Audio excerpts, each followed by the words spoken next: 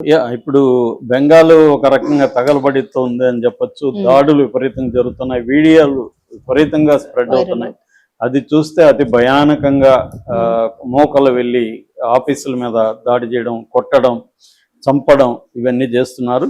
Latest గా సువేందు అధికారి అంటారు. సువేందు అధికారి అంటే ఒక రకంగా కాబోయే ముఖ్యమంత్రుల్లో టాప్ లో పేరుంది. ఆయన బీజేపీ నాయకుడు, మమతాని 2 సార్లు ఓడించిన వ్యక్తి. ఆ సువేందు అధికారి యొక్క ఎగ్జిక్యూటివ్ అసిస్టెంట్, పిఏ అనుకోవచ్చు.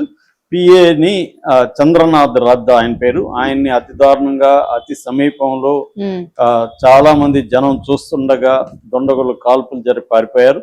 అలాగే చాలా చోట్ల ఇటు నార్త్ 24 పరగనాసు, తర్వాత హౌరా, ముర్షిదాబాదు, సౌత్ 24 పరగనాసు, హుగ్లీ, జల్పైపూర్, తర్వాత బీర్భం, ఇలాంటి అనేక చోట్ల. బీర్భంలో ఒక రైతు అబీర్ షేక్ అనే ఒక రైతును గొడ్డలతో నరికేశారు. చందూ షేక్ అని ఇంకొక అతన్ని నరికేశారు. నాజత్ పోలీస్ స్టేషన్లో ఒక పోలీస్ ఆఫీసర్ని గన్తో కాల్పులు జరిపి చంపేశారు. ముర్షిదాబాద్లో సిపిఎం నాయకుడు సకీల్ ఇస్లాం అనే అతన్ని కాల్చి చంపేశారు. సో అలాగే ఈ టీఎంసీ ఆఫీసుల్ని అనేక చోట్ల టీఎంసీ ఆఫీసుల మీద దాడులు చేసి టీఎంకే ఆఫీసుల్ని కాల్చేశారు. తర్వాత ముస్లింలకు సంబంధించిన మాంసం దుకాణాల మీద, మటన్ షాపుల మీదకి బుల్డోజర్ని ఎక్కించేసి ధ్వంసం చేశారు. ఇలాగా పెద్ద ఎత్తున బెంగాల్లో అల్లకల్లోలంగా మారింది. మామూలుగానే బెంగాల్లో పోస్ట్ పోల్ వైలెన్స్ అనేది వెరీ కామన్. పోలింగ్ తర్వాత గెలిచిన వాళ్ళు ఓడిన వాళ్ళని కొట్టడం, చంపడం, నరకడం అనేది జరుగుతుంది అక్కడ.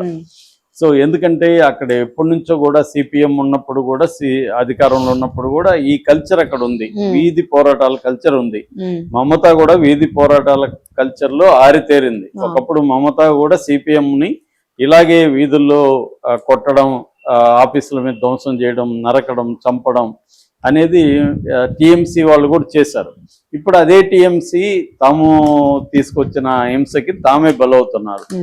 సో ఇప్పుడు అదేదో అంటారు, కత్తి పట్టిన వాడు కత్తితోనే పోతాడు, గన్ను పట్టిన వాడు గన్నుతోనే పోతాడని. ఆ రకంగా ఈమె ఏ స్ట్రీట్ వైలెన్స్ అయితే పెద్ద ఎత్తున చేసిందో, ఇవాళ అదే స్ట్రీట్ వైలెన్స్ ని బీజేపీ వాళ్ళు అక్కడ పెద్ద ఎత్తున చేస్తున్నారు. మామూలుగానే బీజేపీ అనగానే మత కలహాలని సృష్టించడం, ముస్లింల మీద టార్గెట్ చేయడం అనేది జరుగుతుంది. సో పెద్ద ఎత్తున ఆయుధాలు తెప్పించి గూండాలను పెట్టి బీజేపీ వాళ్ళు టీఎంసీ వాళ్ళ మీద అటాక్ చేస్తున్నారు. అయితే టీఎంసీ వాళ్ళు ఏం తక్కువ లేరు. టీఎంసీ వాళ్ళు కూడా చాలా కేడర్ చాలా బలంగా ఉంటది. అందులో ఇలాంటి పోరాటాలు 15 ఏళ్ళుగా వాళ్ళ పరిపాలన ఉంది కాబట్టి వాళ్ళకు కూడా యంత్రాంగం మీద అన్నిటి మీద పట్టు ఉంటది. అంత ఈజీగా వాళ్ళు కూడా వదులుకోరు. సో అందుకని వాళ్ళు కూడా తిరుగుబాటు చేశారు. ఆ నేపథ్యంలోనే ఇక్కడ సువేందు అధికారి పిఏని కూడా వాళ్ళు చంపారంటే, సో వాళ్ళు కూడా దీని రిటాలియేషన్లకి మూడ్లోకి వచ్చారు. కాకపోతే ఏంటంటే బీజేపీకి పోలీసులు అండా ఉంటది. ఇప్పటి వరకు ఒక కలకత్తా ఏరియాలోనే ఒక 80 మంది దుండగులను అరెస్ట్ చేశామని కమిషనర్ ప్రకటించాడు. ఇప్పుడు మమతా ఇంటికి కూడా నిప్పు పెట్టారని వార్త వైరల్ అవుతుంది. సో మమతాని కూడా ఆమె మొన్న డిక్లేర్ చేసింది, నేను వెళ్తే నన్ను చీరలాగారు, వెనక నుంచి తన్నారు అని ఆమె కూడా అనౌన్స్ చేసింది. అంటే కెమెరాలు కూడా లేవని చెప్పి. సో అలాగే ఇప్పుడు కెమెరాలు ఉన్న చోటే వీడియోలు అంతా వైరల్ అవుతున్నాయి. కెమెరాలు తీస్తున్నారు. అయినా వాళ్ళు కొంతమంది ఏమో మాస్కులు కట్టుకున్నారు, కొంతమంది హెల్మెట్లు పెట్టుకొని కొడుతున్నారు, కొంతమంది ఓపెన్ గానే ఫేసులన్నీ కనబడుతున్నాయి. నిన్న కూడా ఒక వీడియో చూసాను నేను. అతను టీఎంసీ నాయకుడు, అతన్ని భయంకరంగా కొడుతున్నారు వీధిలో. అతను ఏడుస్తున్నాడు, అరుస్తున్నాడు.